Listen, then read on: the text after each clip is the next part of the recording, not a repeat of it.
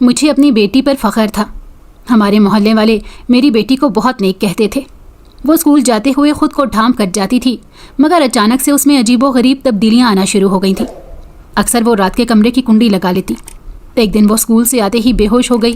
جب میں اسے ڈاکٹر کے پاس لے کر گئی، یہ سن کر میرے ہوش اڑ گئے، وہ تو حاملہ۔ میں اپنی بیٹی کی حالت دیکھ رہی تھی۔ جب سے وہ اسکول سے آئی تھی اس کی حالت بہت خراب تھی۔ اس نے خود کو کمرے میں بند کر دیا تھا۔ آج سے پہلے اس نے کبھی ایسا نہیں کیا تھا۔ اس کا رویہ بہت عجیب قسم کا ہو گیا تھا، ہر وقت خود کو کمرے میں بند رکھنا۔ آج تو اس کا رنگ بھی زرد پڑ چکا تھا۔ میں نے جا کر دروازے پر دستک دی، لیکن اس نے مجھے کوئی جواب نہ دیا۔ نہ جانے اسے اچانک سے کیا ہو گیا تھا۔ مجھے کچھ بتاتی بھی نہیں تھی۔ میں نے اسے کتنی بار پوچھنے کی کوشش کی تھی کہ اسے اچانک کیا ہو گیا ہے۔ رات کے اندر جانے کی پہر وہ کمرے سے باہر آئی۔ اس کی حالت بہت خراب تھی۔ اس کا چہرہ پیلا پڑ چکا تھا۔ میں نے اس سے کھانے کا پوچھا تو وہ مجھے کہنے لگی، میرا دل نہیں ہے کچھ کھانے کو۔ مجھے اس کی حالت دیکھ کر نہ جانے کیا ہو رہا تھا۔ میں سوچ رہی تھی جو کچھ میرے دماغ میں آ رہا ہے وہ سب غلط ہو۔ میں بہت کچھ سوچنے پر مجبور ہو گئی تھی، لیکن میں اپنی بیٹی کے بارے میں ایسا کیسے سوچ سکتی تھی؟ میرے تو پورے محلے والے میری بیٹی کو بہت نیک کہتے تھے۔ میں خود ہی اس کے بارے میں کیسے غلط سوچنے لگ گئی تھی۔ میں نے اس کے سامنے کھانا رکھا، مگر اس نے کھانے سے انکار کر دیا اور اچانک ہی واش روم کی طرف چلی گئی۔ مجھے کچھ سمجھ نہیں آ رہا تھا۔ میں نے اسے کہا، تمہاری طبیعت ٹھیک نہیں ہے، میں تمہیں ڈاکٹر کے پاس لے جاتی ہوں۔ میری بات سن کر وہ اور زیادہ گھبرا گئی اور کہنے لگی، مجھے کہیں نہیں جانا۔ وہ پھر سے اپنے کمرے میں جا کر بند ہو گئی۔ مجھے کیا معلوم تھا اس کی حالت کی وجہ کیا ہوگی۔ مجھے تو بس یہی لگ رہا تھا کہ شاید کمزوری کی وجہ سے وہ ایسی ہو گئی ہے۔ ایک دن یوں ہی جب وہ اچانک سے کالج سے آئی تو اس کی حالت بہت زیادہ بگڑی ہوئی تھی۔ میں نے اسے بہت سمجھایا کہ ایک بار ڈاکٹر کے پاس چلے جاتے ہیں، مگر نہ جانے اسے ڈاکٹر کے پاس جانے سے کیا مسئلہ تھا۔ وہ میرے ساتھ چلنے کو تیار بھی نہیں تھی۔ جب بھی میں اسے اپنے ساتھ لے جانے کی بات کرتی تو وہ خود کو کمرے میں بند کر لیتی۔ اب تو اس کی عادت بن گئی تھی کہ رات ہوتے ہی کمرے میں بند ہو جانا۔ وہ اندر سے کنڈی لگا لیتی تھی۔ ایک دن جب وہ اسکول سے واپس آئی تو آتے ہی اچانک سے وہ گر کر بے ہوش ہو گئی۔ مجھے کچھ سمجھ نہ آئی تو میں نے جلدی سے ہمسائی کو بلایا اور اس کے ساتھ اسے ہاسپٹل لے گئی، لیکن ڈاکٹر نے مجھے الگ سے بلا کر جو بات بتائی وہ سن کر میں اپنے ہوش کھو بیٹھی۔ وہ بیٹی جسے میں بہت نیک سمجھتی تھی، مجھے کیا معلوم تھا وہ ایسی نکلے گی۔ اس نے تو مجھے کہیں منہ دکھانے کے قابل ہی نہیں چھوڑا تھا۔ مجھے کیا معلوم تھا وہ نوکری کے نام پر کیا کرتی پھر رہی ہے۔ مجھے تو سمجھ نہیں آ رہی تھی میں لوگوں کو کیا جواب دوں گی، کیا بتاؤں گی۔ میری بیٹی نے مجھے کسی کو منہ دکھانے کے قابل ہی نہیں چھوڑا، کیونکہ میری بیٹی تو شادی شدہ بھی نہیں تھی اور وہ حاملہ ہو چکی تھی۔ جب میں نے اپنی بیٹی سے اس بارے میں پوچھا، میرا غصہ دیکھتے ہوئے وہ کہنے لگی، یہ بچہ، میرا نام روبینہ ہے، میری عمر 45 برس ہے، میری 5 بیٹیاں ہیں، میری سب سے بڑی بیٹی 20 سال کی ہے۔ میرا شوہر نشہ کرتا تھا، جس کی وجہ سے اس نے گھر کی ایک ایک کر کے تمام چیزیں بیچ دیں اور اس نے نوکری بھی چھوڑ دی، جس کی وجہ سے گھر میں فاقے پڑنے لگ گئے۔ میری بڑی بیٹی نے بھی ابھی ایف اے ہی کیا تھا کہ اس پر بہت بڑی ذمہ داری آ گئی۔ باپ کی عیاشیوں کی وجہ سے اسے اپنی پڑھائی چھوڑنی پڑی۔ میں پہلے لوگوں کے گھروں میں کام کیا کرتی تھی، لیکن اچانک سے میری طبیعت بھی بہت خراب رہنے لگی، جس کی وجہ سے میری بیٹی نے ایک پرائیویٹ اسکول میں نوکری شروع کر دی۔ ہمارے سارے محلے والے میری بیٹی کی بہت تعریف کرتے تھے، بہت سلجھی ہوئی بچی ہے۔ مجھے بھی اپنی بیٹی پر بہت فخر تھا۔ میں نے کبھی کسی کے منہ سے اپنی بیٹی کے بارے میں کبھی کوئی غلط بات نہیں سنی تھی۔ سبھی اس کی بہت عزت کرتے تھے، اور شاید اسی بات کا اسے بہت زیادہ غرور تھا کہ وہ سب کی نظر میں بہت زیادہ پاکیزہ ہے۔ کبھی کسی نے اس کے بارے میں غلط بات نہیں کی، جبکہ ہمارے محلے والے اکثر کسی نہ کسی لڑکی کے بارے میں کوئی نہ کوئی بات کر ہی رہے ہوتے۔ میرا شوہر ایک اچھا انسان نہیں تھا، یہ تو سب ہی جانتے تھے، لیکن کبھی کسی نے میری اولاد کے بارے میں کبھی کوئی غلط بات نہیں کی۔ میں نے سب کی تربیت بہت اچھی کی تھی، لیکن مجھے کیا معلوم تھا میری تربیت پر لوگ انگلی اٹھائیں گے، اور ان سب کی وجہ میری اپنی بیٹی ہی ہوگی، جس پر مجھے سب سے زیادہ فخر ہے۔ میری بیٹی نے جب اسکول میں نوکری شروع کی تو اس نے تمام بہن بھائیوں کی ذمہ داری اٹھا لی۔ کبھی اس نے میرے حکم کی خلاف ورزی نہیں کی تھی، وہ میری ہر بات مانتی تھی، لیکن اچانک سے ہی اس میں بہت عجیب قسم کی تبدیلیاں آنا شروع ہو گئی تھیں۔ وہ جب اسکول سے آتی تو پہلے سب کا حال پوچھتی، لیکن اب وہ کمرے میں آتے ہی بند ہو جاتی تھی۔ یہ بات بہت عجیب تھی۔ میں ایک دن اس کے پیچھے اسکول گئی تو مجھے بہت عجیب لگا۔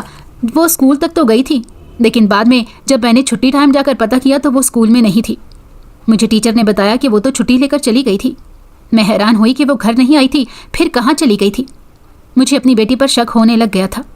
ایک تو اس کی بگڑتی حالت، پھر اس کا اسکول سے بھی غیر حاضر ہونا۔ مجھے یہ بات بہت بڑی لگ رہی تھی۔ مجھے نہیں معلوم تھا وہ ایسا کیوں کر رہی ہے۔ اس نے تو آج تک کبھی مجھ سے جھوٹ تک نہیں بولا تھا، پھر کچھ تو تھا جو وہ مجھ سے چھپا رہی تھی۔ वक्त गुजरता गया, मैं अपनी बेटी पर तवज्जो देने लग गई थी।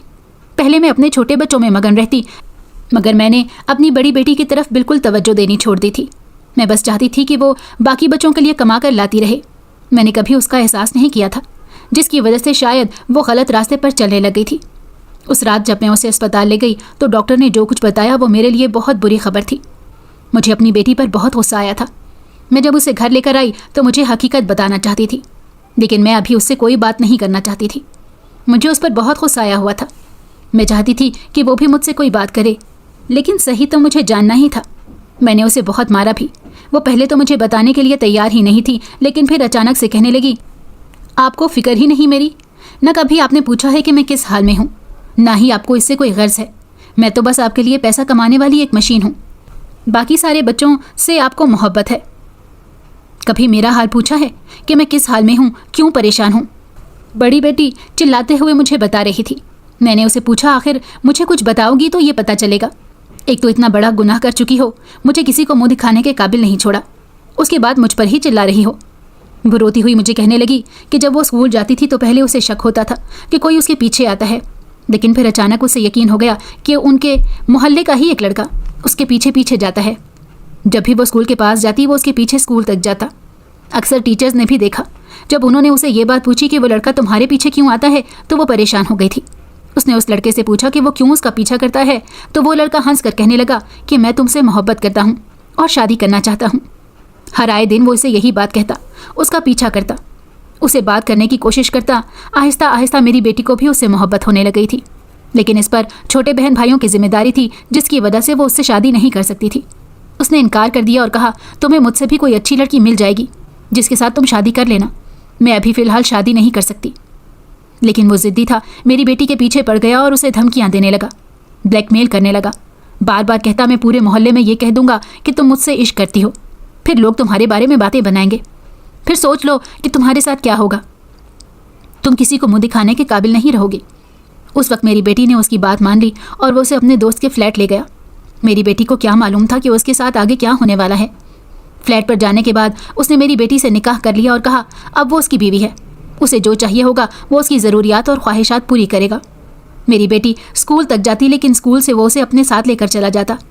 अक्सर ही वो कभी कभी स्कूल जाती। स्कूल वालों को उसने बताया था कि वो बहुत बीमार है, जिसकी वजह से वो स्कूल नहीं आती, लेकिन वो तो उसके साथ चली जाती थी। उसने जब देखा कि उसकी माँ को भी उसकी कोई परवाह नहीं है, तो वो अपने छोटे बहन भाइयों में मगन है, तो उसे बस पैसे कमाने वाली मशीन रखा हुआ है।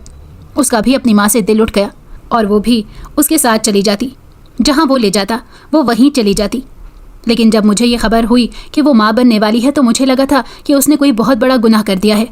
मैंने गुस्से में अपनी बेटी से कहा कि तुम कम अज़ कम मुझे एक बार बता तो सकती थी कि तुम क्या करने जा रही हो। क्या मैं तुम्हें रोक देती? जो तुम्हारी ख्वाहिश थी मैं पूरी कर देती, बस एक बार मैं लड़के को देख लेती। मेरी बेटी गुस्से में कहने लगी, आपको क्या फ़िक्र, वो जैसा भी है मेरा ख्याल रखता है और उम्मीद है जब मैं उसे ये खबर दूंगी तो वो बहुत खुश होगा।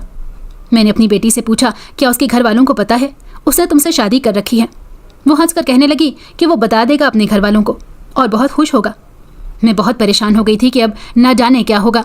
जब मेरी बेटी ने उसे ये खबर सुनाई तो वो कहने लगा, तुम पागल हो, क्या कह रही हो? वो मेरी बेटी पर इल्ज़ाम लगाने लग गया, कहने लगा ऐसा नहीं हो सकता, ऐसा कुछ नहीं था हमारे दरमियान में। वो मेरी बेटी को छोड़ने की बातें करने लगा। मुझे अपनी बेटी पर भी गुस्सा आने लगा। उसने मेरी बेटी से कहा कि ये मेरा बच्चा नहीं है, ना ही मैं किसी और का गुनाह अपने साथ लूँगा।